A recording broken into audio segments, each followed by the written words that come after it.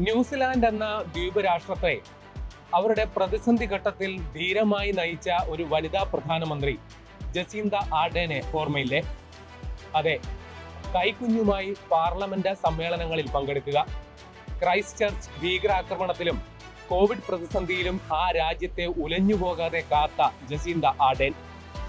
അതേ Jacinda Ardern തന്റെ രാജ്യം വിട്ട് ഓസ്ട്രേലിയയിലേക്ക് കുടിയേറാൻ പോകുന്നു.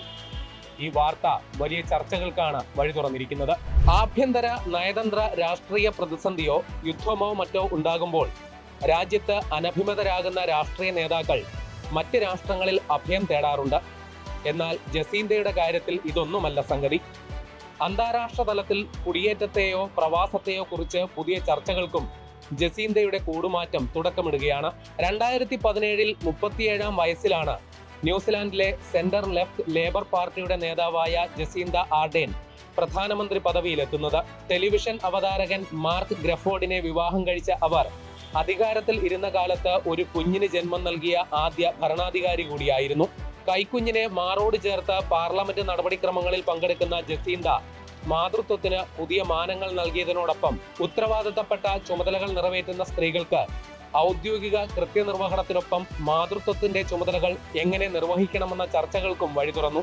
2019 ക്രൈസ്റ്റ് ചർച്ചിലെ മുസ്ലിം ദേവാലയത്തിൽ വെള്ളിയാഴ്ച പ്രാർത്ഥനയ്ക്കെത്തിയവരുടെ ഇടയിലേക്ക് തോക്കുമായി ഇരച്ചു കയറിയ അക്രമി 51 പേരെ വെടിവെച്ച് വീഴ്ത്തിയപ്പോഴും 41 പേർക്ക് ഗുരുതരമായി പരിക്കേൽപ്പിച്ചപ്പോഴും ആ രാജ്യം ഉലഞ്ഞുപോയിരുന്നു. പൊതുവെ ഭീകരാക്രമണമോ അസ്വാരസ്യങ്ങളോ ഇല്ലാതിരുന്ന രാജ്യമായിരുന്നു ന്യൂസിലാൻഡ്. ഇരകളായവർ നമ്മളിലുള്ളവർ ആയിരുന്നു, അവരെ വേട്ടയാടിയവർ അങ്ങനെയല്ല എന്ന് ജസീന്ത നടത്തിയ പ്രസ്താവന ലോകവ്യാപകമായി ഭീകരവിരുദ്ധ പോരാട്ടങ്ങളുടെ മുദ്രാവാക്യവുമായി മാറി. ഇരകളുടെ ബന്ധുക്കളെ ഹിജാബ് ധരിച്ച് ഇറനണിഞ്ഞ കണ്ണുകളോടെ ആശ്വസിപ്പിക്കാനെത്തിയ ജസീന്ത വീണ്ടും വാർത്തകളിൽ ഇടം പിടിച്ചു. മുസ്ലിം വിരുദ്ധ കുടിയേറ്റ വിരുദ്ധ വികാരം ആളിപ്പടർന്നപ്പോഴും അതിനെതിരെ കടുത്ത നിലപാടെടുത്ത നേതാവ് കൂടിയായിരുന്നു അവർ. ക്രൈസ്റ്റ് ചർച്ചിൽ തോക്കുമായി വേട്ടക്കിറങ്ങിയ ആളുടെ പേര് ഒരിക്കൽ പോലും തന്റെ വാക്കുകളിൽ പരാമർശിക്കാതെ ഇരുന്ന ജസീന്ത അതുവഴി അക്രമിക്ക് കിട്ടുന്ന മാധ്യമ ശ്രദ്ധ പോലും ഒഴിവാക്കാനാണ് ശ്രമിച്ചത്. ഭീകരാക്രമണത്തിന്റെ പശ്ചാത്തലത്തിൽ രാജ്യത്ത് തോക്കടക്കമുള്ള മാരകായുധങ്ങൾക്ക് കടുത്ത നിയന്ത്രണം ഏർപ്പെടുത്തിക്കൊണ്ടുള്ള നിയമം നടപ്പിലാക്കാനും അവർക്ക് കഴിഞ്ഞു. ഫ്രഞ്ച് പ്രസിഡന്റ് ഇമ്മാനുവൽ മാക്രോണിനൊപ്പം ചേർന്ന് അന്താരാഷ്ട്ര തലത്തിൽ തീവ്ര ആശയങ്ങൾ പ്രചരിപ്പിക്കുന്നതിനെതിരെ പ്രവർത്തിക്കാൻ ക്രൈസ്റ്റ് ചർച്ച് കാൾ എന്ന കൂട്ടായ്മയ്ക്കും അവർ രൂപം നൽകി. ലോകമെമ്പാടും തീവ്ര നിലപാടുകാരുടെ രാഷ്ട്രീയം വേരോടിയപ്പോൾ അമേരിക്കൻ പ്രസിഡന്റ് ട്രംപ് അടക്കമുള്ളവരുടെ കടുത്ത വിമർശകയായും ജസീന്ത മാറി. കോവിഡ് അന്താരാഷ്ട്ര തലത്തിൽ ഉണ്ടാക്കിയ സാമ്പത്തിക പ്രതിസന്ധി ന്യൂസിലാൻഡിനെയും പിടിമുറുക്കി.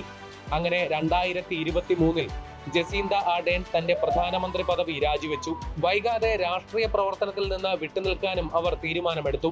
നിലപാടുകളിൽ ഇത്ര കൃത്യതയും ലോകവ്യാപകമായ ആരാധകരുടെയും അനുയായികളുടെയും പിന്തുണ ഉള്ളപ്പോഴും ജസീന്ത ആർഡേൻ എന്തിന് തന്റെ രാജ്യമായ ന്യൂസിലാൻഡ് ഉപേക്ഷിച്ചു എന്നതാണ് ചോദ്യം.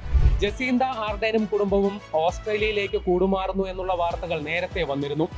എന്നാൽ ജസീന്തയും അവരുടെ കുടുംബാംഗങ്ങളും ഈ വാർത്ത നിഷേധിക്കുകയാണ് ചെയ്തത്.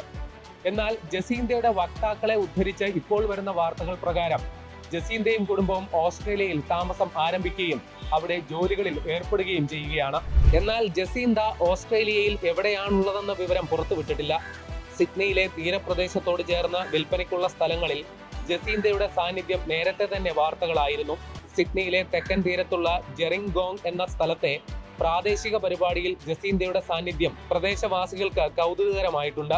2023 അധികാരം ഒഴിയുകയും രാഷ്ട്രീയ ജീവിതം അവസാനിപ്പിക്കുകയും ചെയ്ത ജസീന്ത പിന്നീട് ജീവകാരുണ്യ പ്രവർത്തനങ്ങളിലും സാമൂഹ്യക്ഷേമ പ്രവർത്തനങ്ങളിലും വ്യാപൃതയാവുകയായിരുന്നു. വില്യം രാജകുമാരൻ കാലാവസ്ഥാ വ്യതിയാനത്തെക്കുറിച്ച് പ്രചാരണം നടത്തുന്നതിനായി സ്ഥാപിച്ച എർത്ത് ഷോട്ട് പ്രൈസിന്റെ ട്രസ്റ്റിയും പരമോന്നത ബഹുമതിയായ ഡേം എന്ന സ്ഥാനപ്പേരും ജസീന്തയെ തേടിയെത്തി. 2023 അമേരിക്കയിലെ മസാച്യുസെറ്റ്സിലെ ഹാർവാർഡ് കെന്നഡി സ്കൂളിലെ ഫെലോഷിപ്പ് നേടി. ഓക്സ്ഫോർഡ് യൂണിവേഴ്സിറ്റി ഫെലോയായി ചുമതലയേറ്റതോടെ തൽക്കാലത്തേക്ക് അമേരിക്കയിലേക്കും താമസം മാറ്റിയിരുന്നു. ഈ കാലയളവിൽ തന്റെ ആത്മകഥയായ a different kind of power എന്ന പുസ്തകവും ദ പ്രൈം മിനിസ്റ്റർ എന്ന പേരിൽ ഒരു ഡോക്യുമെന്ററിയും പുറത്തിറക്കി. ജസീന്തയുടെ ഔദ്യോഗിക ജീവിതത്തെക്കുറിച്ച് കൂടുതൽ വ്യക്തത ഇതിലൂടെ കൈവരും. ന്യൂസിലാൻഡിൽ വർദ്ധിച്ചു വരുന്ന തൊഴിലില്ലായ്മയും കോവിഡാനന്തരം തകർന്ന സാമ്പത്തിക സ്ഥിതിയും ആ രാജ്യത്തു നിന്ന് അഭ്യസ്ത വിദ്യരായവരുടെ കൊഴിഞ്ഞുപോക്ക് വൻതോതിൽ സൃഷ്ടിച്ചിട്ടുണ്ട്. ഇതുകൂടാതെ തണുത്തുറഞ്ഞ കാലാവസ്ഥയിൽ നിന്നും കുറച്ചുകൂടി മെച്ചപ്പെട്ട ജീവിത സാഹചര്യങ്ങൾ തേടിയാണ് ധാരാളം പേർ ഓസ്ട്രേലിയയിലേക്ക് കുടിയേറുന്നത്. ആകെ ജനസംഖ്യയുടെ 1% ഏകദേശം 60,000-ഓളം പേർ കഴിഞ്ഞ വർഷം ഇത്തരത്തിൽ ന്യൂസിലാൻഡ് ഉപേക്ഷിച്ചുവെന്നും അതിൽ പകുതിയോളം പേർ ഓസ്ട്രേലിയയിൽ എത്തിയെന്നുമാണ് കണക്ക്. ജസീന്ത ആർഡേൺ കൂടി ഇത്തരത്തിൽ ഓസ്ട്രേലിയയിൽ എത്തുന്നതോടെ അക്കരെ പച്ച തേടുന്നവർക്ക് ലഭിക്കുന്ന പ്രോത്സാഹനമായാണ് വിലയിരുത്തുന്നത്. ഓസ്ട്രേലിയയിൽ ആകെ ജനസംഖ്യ 2,80,00,000-ഉം ന്യൂസിലാൻഡിൽ അത് 50 ലക്ഷവുമാണ്. അംഗബലത്തിൽ ഇരു രാജ്യങ്ങളും തുല്യ ദുഃഖിതർ ആയതിനാൽ തന്നെ പരസ്പരമുള്ള കുടിയേറ്റത്തിനെ പ്രോത്സാഹിപ്പിക്കുന്ന നിലപാടാണ് ഈ അയൽ രാജ്യങ്ങൾ കൈക്കൊള്ളുന്നത്. ഏതായാലും ജസീന്തയുടെ കൂടുമാറ്റം വരുന്ന നവംബറിൽ പൊതുതെരഞ്ഞെടുപ്പ് നടക്കുന്ന ന്യൂസിലാൻഡിൽ വലിയ രാഷ്ട്രീയ ചർച്ചകൾക്കും തുടക്കം കുറിച്ചിട്ടുണ്ട്.